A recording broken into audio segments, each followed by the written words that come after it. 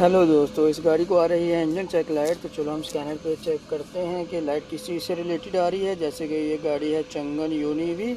हम चलते हैं इंजन फंक्शन में और चेक करते हैं रीड डीटीसी में। जैसे कि आप देख सकते हैं इसमें दिखा रहा है number 3 engine cylinder miss firing. तो फर्स्ट ऑफ ऑल हमें चेक करना होगा इस गाड़ी का स्पार्क प्लग। अगर मिस फायरिंग से रिलेटेड कभी भी डीटीसी आता है तो आप इग्निशन कॉइल चेक करें, फर्स्ट स्पार्क प्लग चेक करें। अगर आपके इंजन का प्रेशर कम है तो भी ये सेम डीटीसी आपके कंप्यूटर पे शो होगा। तो सबसे पहले हमें चेक करना है स्पार्क प्लग। जैसे कि आप देख सकते हैं हमने ओपन किया है स्पार्क प्लग और स्पार्क प्लग की कंडीशन बहुत बैड है। तो चलें अब हम चेंज करते हैं स्पार्क प्लग को।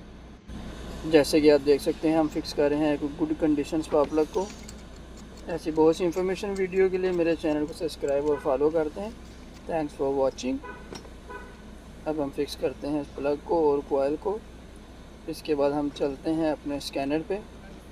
स्कैनर पे जाने के बाद सबसे पहले हम करते हैं डीटीसी को क्लियर, जो कि हमें पुराना वाला शो कर रहा था यहाँ पे मिस फायरिंग से रिलेटेड।